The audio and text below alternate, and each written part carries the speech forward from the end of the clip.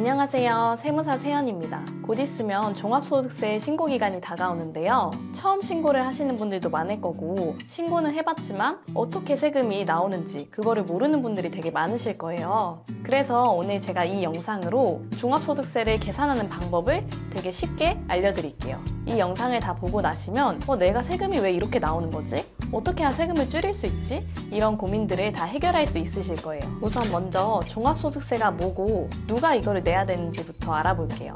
일단 종합소득세는 한마디로 말하면 개인이 번 모든 것에 대한 세금을 한 번에 매기겠다는 거라고 생각하시면 돼요. 예를 들어서 내가 일을 해서 근로소득이 있고 부업으로 유튜브 같은 거를 해가지고 돈을 번다면 이 두 개의 소득을 다 합해가지고 내는 걸 종합소득세라고 생각하시면 돼요. 종합소득세를 내야 하는 대상은 당연히 자영업 같은 개인 사업을 하시는 분들과 3.3을 징수하고 돈을 받는 프리랜서 분들, 그리고 부동산 임대소득자, 주식, 배당, 이자 소득이 연간 2천만 원을 넘는 사람들, 그리고 요즘 많이 하는 엔잡러 분들, 이렇게 모두 다 종합소득세 과세 대상인데요. 원칙적으로는 회사를 다니면서 받는 근로소득도 다 포함이 됩니다. 근데 이제 근로소득만 있는 경우에는 우리가 2월에 연말정산을 하잖아요. 연말정산으로서 모든 것이 끝나게 됩니다.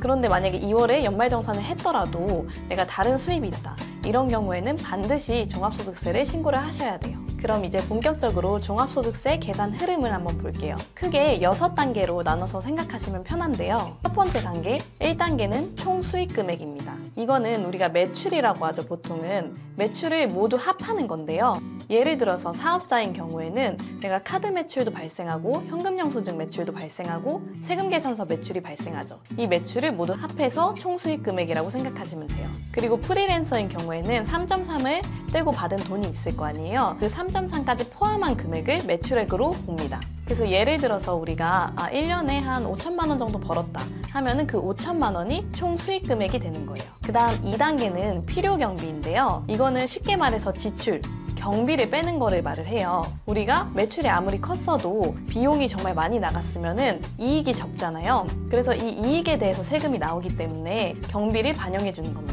이 경비에 크게 포함되는 것들이 재료비, 원재료비, 그 다음에 월세, 그리고 통신비 이런 것들이 포함이 되는데요. 부가가치세랑 조금 다른 점은 인건비도 경비에 포함된다는 것입니다. 그래서 인건비를 신고를 안 하시는 경우에는 이때 경비에 포함시키기가 어려워지는데요. 그러면은 당연히 이익이 많이 늘어나기 때문에 세금이 굉장히 높아집니다. 그리고 이때 지출은 모든 지출이 가능한 게 아니라 사업과 관련 있는 지출만 가능해요. 그러니까 내가 살고 있는 집의 월세 이런 거는 안타깝지만 불가능합니다. 하지만 상업용 오피스텔에서 거기서 이제 작업을 하시는 경우에는 그런 월세는 비용 처리가 가능해요. 그래서 이런 비용 처리를 어떻게 하느냐에 따라서 세금이 적게는 수백만 원, 많게는 수억씩까지 차이가 나는 게 종합소득세입니다. 그래서 매출이 크시고 경비도 많은 경우에는 꼭 기장을 해서 세무사에게 신고를 의뢰하시는 게 좋습니다. 그 다음에 3단계는 소득공제예요. 아까 전에 매출을 잡고 비용을 잡았죠. 그러면은 우리가 이제 이익이 나오는데 이 이익을 바로 과세하는 게 아니고 소득공제라는 거를 통해서 조금 더 깎아줍니다, 세금을. 먼저 이거는 개인의 상황에 따라서 공제가 다르기 때문에 본인 공제는 150만 원이 기본으로 다 적용이 되고요. 그 다음에 내가 부양하는 사람이 많아질수록 인당 150만 원씩 추가가 됩니다. 이때 만약에 부양하는 가족분들이 장애가 있으시거나 아니면 경로자인 경우에는 좀 더 추가해서 공제가 가능하고 우리가 냈었던 건강보험이나 국민연금 이런 것도 소득공제에서 공제를 해줍니다. 좀 더 추가적으로 주택 청약을 했거나 노란우산 공제라고 하는 소기업 소상공인 공제부금을 가입한 경우에는 세금 혜택을 주는데요. 이때 소득공제에 이 금액들이 포함돼서 일정 금액을 깎아준다고 생각하시면 됩니다. 그리고 기타 교육비, 기부금 이런 것도 소득공제에서 조금 세금을 깎아줍니다. 그래서 이 모든 것을 제하고 나면 과세표준이 이제 나오는 거죠. 이제 4단계로는 세율을 적용을 해야 되는데요. 아까 이렇게 매출에서 비용을 빼고 그 다음에 소득공제를 제외한 금액을 과세표준이라고 했잖아요. 이 과세표준을 기준으로 해서 세율이 매겨지게 됩니다. 우리나라 소득세 같은 경우에는 누진세라고 해서 과세표준이 커질수록 세율이 증가하는 형태를 띠고 있어요. 그래서 이제 많이 번 사람이 많이 내자 이런 취지의 제도라고 생각하시면 돼요. 그래서 적게는 6%에서 시작을 해서 많게는 45%까지 지금 과세를 하고 있습니다. 세율은 세율표를 참고해서 한번 보세요. 주의하실 점은 이 세율에서 우리가 지방소득세를 또 내기 때문에 10%를 실질적으로 추가해서 보셔야 한다는 겁니다. 그리고 나면 5단계가 또 나와요. 세액 공제라는 건데 아까 과세 표준에서 세율을 곱하면 우리가 세액이 산출이 되죠. 이 세액에서 조금 더 깎아주는 것이 세액 공제입니다. 생각보다 깎아주는 제도들이 굉장히 많죠. 이런 거를 잘 활용하기 위해서 세무사에게 의뢰하고 그러는 거죠. 그래서 이 세액공제에서는 먼저 중요한 세액공제가 하나 있는데 기장세액공제라고 합니다. 그러면 세무사에게 기장을 맡기면 좀 더 세금 신고를 철저하게 할 수 있기 때문에 그걸 장려하기 위해서 만들어진 제도예요. 그래서 뭐 100만 원까지도 공제가 가능하니까 세무사에게 맡기시는 경우에는 꼭 챙겨주시면 좋겠고요. 그리고 또 중요한 세액공제는 외국납부 세액공제입니다. 예전에는 이게 그렇게까지 많이 쓰이던 세액공제가 아니었어요. 왜냐하면 외국에서 세금을 납부한 경우에만 적용이 되기 때문이죠. 근데 요즘에는 유튜브 수익을 갖는 분들이 많아지면서 우리가 구글에서 돈을 받을 때 세금을 떼고 받게 되거든요. 그 세금을 여기서 한번 공제를 해주는 거를 말합니다. 그래서 이 공제를 꼭 잘 챙기셔서 잘 받으셔야 돼요. 그리고 뭐 자녀가 있으신 경우에는 자녀세액 공제 이런 것도 적용이 가능합니다. 그리고 이제 직장인분들은 연말정산할 때 많이 들어보셨을 텐데 퇴직연금 아니면 ISA 계좌 이런 데 납입했던 금액도 세액공제로 공제를 해주고 있어요. 자, 그래서 이걸 다 빼고 나면은 이제 진짜 내가 내야 할 세금이 나오는데요. 여기서 이제 마지막 단계가 하나 더 있습니다. 바로 가산세와 감면인데요. 가산세 같은 경우에는 우리가 세금을 안 내는 경우에 무신고 가산세라고 바로 20%가 추가적으로 발생을 하게 돼요. 그리고 납부를 늦게 할수록 그 납부지연 가산세라고 해서 마치 이자처럼 일자별로 붙는 가산세가 있어요. 그래서 이런 것이 추가될 수가 있고, 그리고 또 성실신고를 하셔야 되는데 안 하시는 경우, 복식부기를 하셔야 되는데 안 하시는 경우에도 가산세가 추가될 수 있습니다. 감면은 아까 말했던 공제랑 비슷한데 이제 우리가 창업을 했을 때 창업감면이라는 거를 많이 들어보셨을 거예요. 나이랑 뭐 지역 요건이 맞게 되면 업종까지 이렇게 3가지 요건이 맞게 되면 창업감면을 해주는데 많게는 5년 동안 100% 감면도 해주니까 그거를 꼭 적용을 받으셔야 돼요. 근데 이거는 적용이 조금 까다로워서 이런 감면 적용을 받으시려는 분들은 본인이 직접 하시기보다는 세무사에게 의뢰하는 게 좋습니다. 그리고 중소기업 특별 감면이라는 것도 있어요. 이런 감면도 넣고, 그리고 아까 세액 공제긴 한데 또 뭐 고용을 증대시키는 경우에는 고용증대라는 것들이 있어서 이런 파워풀한 공제를 잘 넣고 나면은 실질적인 세금이 굉장히 많이 줄어들게 됩니다. 그러면 간단하게 실제 예시를 들어서 한번 설명을 해볼게요.